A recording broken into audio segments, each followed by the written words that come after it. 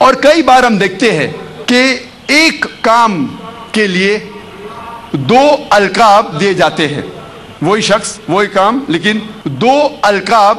مثال کے طور پہ ہندوستان کو آزادی ملنے کے پہلے تقریباً 60 سال پہلے انگریز اس دیش پہ حکومت کر رہے تھے. کئی ہندوستانی اس دیش کے آزادی کے لیے لڑ رہے تھے. یہ لوگ کو انگریز گورنمنٹ کہتی تھی کہ یہ دہشت گرد ہے، دیز آر ٹیررسٹ. لیکن ہم عام ہندوستانی ان لوگوں کو کہتے تھے دیش بھکت، پیٹریوٹس. وہی شخص وہی کام، ٹو ڈفرنٹ لیبلز، دو القاب. اگر ہم برٹش حکومت، انگریز حکومت کے نظریے سے واقف ہے اور مانتے ہیں کہ ان لوگوں کو ہندوستان پہ حکومت کرنے کا حق تھا، تو ہمیں ماننا پڑے گا کہ یہ لوگ دہشت گرد تھے. لیکن اگر ہم عام ہندوستانی کے نظریے سے واقف ہے اور مانتے ہیں کہ انگریز ہندوستان میں تجارت کرنے آئے تھے، انہیں ہم پہ حکومت کرنے کا کوئی حق نہیں، تو ہم مانیں گے یہ لوگ دیش بھکت تھے، پیٹریوٹس تھے، فریڈم فائٹرز تھے.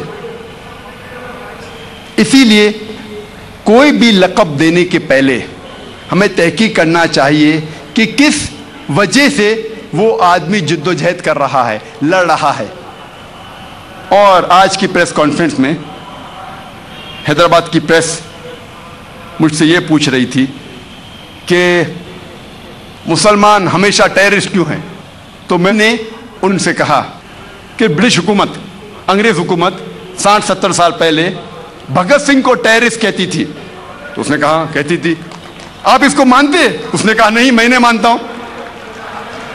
تو میں نے کہا میں بھی نہیں مانتا ہوں کہ بھگت سنگھ ٹیررسٹ تھا، میں بھی نہیں مانتا ہوں کہ بھگت سنگھ دہشت گرد تھا. تو میں نے اس سے پوچھا، اس ٹائم جب انگریز کہتے تھے کہ بھگت سنگھ ٹیررسٹ ہے، آپ ان کی باتوں کو نہیں مانے. آج جب وہ کہتے ہیں کہ مسلمان ٹیررسٹ ہے، آج آپ کیوں ان کی بات کو مانتے ہیں؟ تو وہ رپورٹر ہنسنے لگا. تو میں نے کہا کیونکہ آپ ہندوستان کے بارے میں جانتے ہیں، آپ مسلمان کے بارے میں نہیں جانتے. آپ یہ نہیں جانتے کہ جو western media, American press, British press مسلمان کو ٹیررسٹ کہہ رہی ہے، آپ ان کے بارے میں، ان کے پس منظر، ان کے کانٹیکسٹ کو نہیں جانتے، ان کے حالات کو نہیں جانتے. اور آپ ایسی مثال عالمی ہسٹری میں کئی بار دیکھیں گے. مثال کے طور پہ 19ویں صدی میں، ان دا 19th century 1875 میں امریکن ریولوشن تھا. انگریز لوگ امریکہ پر حکومت کر رہے تھے. کئی امریکنز اپنی دیش کی آزادی کے لیے لڑ رہے تھے اور برٹش حکومت ان لوگوں کو ٹیررسٹ کہتی تھی. اور سب سے نمبر 1 ٹیررسٹ برٹش حکومت کے لیے اس وقت تھا جارج واشنگٹن. یہی نمبر 1 ٹیررسٹ جو انگریز حکومت کہتی تھی، چند سال بعد وہ بن جاتا ہے یو ایس اے کا پریزیڈنٹ. آپ سوچ سکتے ہیں، number 1 terrorist U S A کا پریزیڈنٹ بن جاتا ہے. اور یہ رول ماڈل ہے، گاڈ فادر ہے. باقی سب پریزیڈنٹس جتنے بھی آتے ہیں وہ اسے رول ماڈل سمجھتے ہیں، انکلوڈنگ جارج بش. آپ سوچ سکتے ہیں، ٹیررسٹ یو ایس اے کا پریزیڈنٹ، سب سے پہلا پریزیڈنٹ، اور یہ رول ماڈل ہے باقی سب پریزیڈنٹس کے لیے. ایسی مثال آپ کئی پیش کر سکتے ہیں. اور جو لوگ انگریز جب امریکن کو ٹیررسٹ کہتی تھی چند سال پہلے، آج ان کے سب سے پیارے دوست ہیں. انگریز حکومت ٹیررسٹ سے دوستی رکھتی ہے. ایسے کئی مثال آپ دیکھیں گے. ہم جانتے ہیں کہ پہلے گورے لوگ ساؤتھ افریقہ پر حکومت کرتے تھے، اسے کہتے تھے وائٹ اپارتھائڈ گورنمنٹ، گورے کی حکومت. اس وقت یہ حکومت نے نیلسن منڈیلا کو پکڑ کے 25 साल से ज्यादा रॉबिन आइलैंड में कैद रखा था और कहती थी साउथ अफ्रीका का टेररिस्ट नंबर 1 है नेल्सन मंडेला। जब साउथ अफ्रीका को फ्रीडम मिलता है, फौरन बाद ये टेररिस्ट नंबर 1 को रिहा किया जाता है और उसको बनाया जाता है प्रेसिडेंट ऑफ साउथ अफ्रीका। और चंद साल बाद यही शख्स नेल्सन मंडेला को अवार्ड मिलता है नोबेल प्राइज फॉर पीस। आप सोच सकते हैं टेररिस्ट नंबर 1 को कुछ साल बाद मिलता है नोबेल प्राइज फॉर पीस। ऐसा नहीं कि वो पहले दहशतगर्द था और उसने कुछ बुरा काम किया और बाद में सुधर गया और इंसानियत के लिए अच्छा काम किया। वही काम के लिए जिसे उसे टेररिस्ट कहा जाता था, उसी काम के लिए उसको मिलता है चंद साल बाद नोबेल प्राइज फॉर पीस। ये सारा मीडिया का खेल है। Media can make day into night, black into white, hero into a villain, villain into a hero. रात को दिन कर सकता है मीडिया,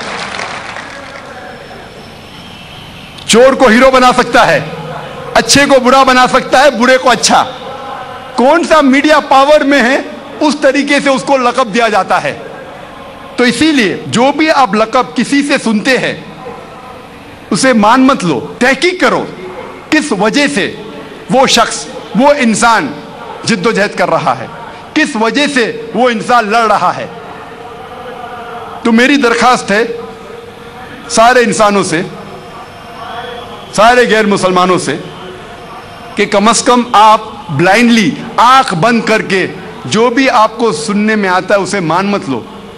कुरान मजीद में लिखा है सूरह हुजुरात में, सूरह नंबर 49 आयत नंबर 6 में, जब भी कोई चीज़ आपके पास आती है, कोई भी कुछ कहता है, उसकी तहकीक करो दूसरे को पहुंचाने के पहले।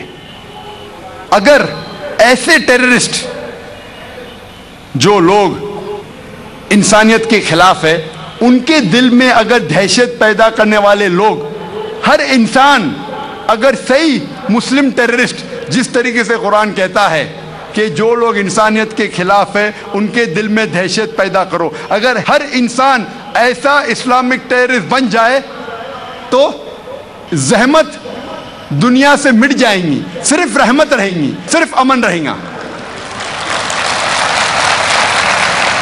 मीडिया कहती है कि Islam is an intolerant religion. इस्लाम एक मुतासिब मजहब है, मुतासिब, इनटॉलरेंट, बर्दाश्त करने की कुव्वत नहीं है। इस मजहब को जो मानते हैं वो बर्दाश्त करने की उन लोगों में कुव्वत नहीं, इनटॉलरेंट, मुतासिब लोग हैं। मैं कहता हूं Islam is intolerant towards dishonesty, towards crime, towards injustice. It is intolerant towards victimization, towards racism. Islam मुतासिब है, मुतासिब है डिसऑनेस्टी से, बेईमानी से, मुतासिब है रेसिज्म से, मुतासिब है क्राइम से।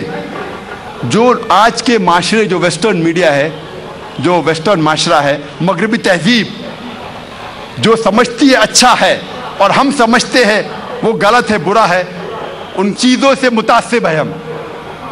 जो वो समझते हैं कि उनके लिए फ़ायदेमंद है, हम समझते हैं ये सोसाइटी के लिए, माशरे के लिए बुरी चीज़ है। मिसाल के तौर पे इस्लाम इंटॉलरेंट है, मुतासिब है ड्रग एडिक्शन से, मुतासिब है अल्कोहलिज्म से, मुतासिब है क्राइम से, मुतासिब है पोर्नोग्राफी से, प्रोस्टिट्यूशन से, एडल्ट्री से, फॉर्निकेशन से, जिना से। जो मगरबी तहजीब समझती है इंसानियत के लिए अच्छा है शराब पीना, ड्रग लेना, पोर्नोग्राफी, प्रोस्टिट्यूशन, जिना करना, जो मगरबी तहजीब समझती है अच्छा है, हम इन चीज़ों से मुतासिब है। Islam is intolerant to the evils of society. अगर हर इंसान इस तरीके से इंटॉलरेंट रहेगा, इंशाअल्लाह इंशाअल्लाह इस दुनिया में अमन रहेगा।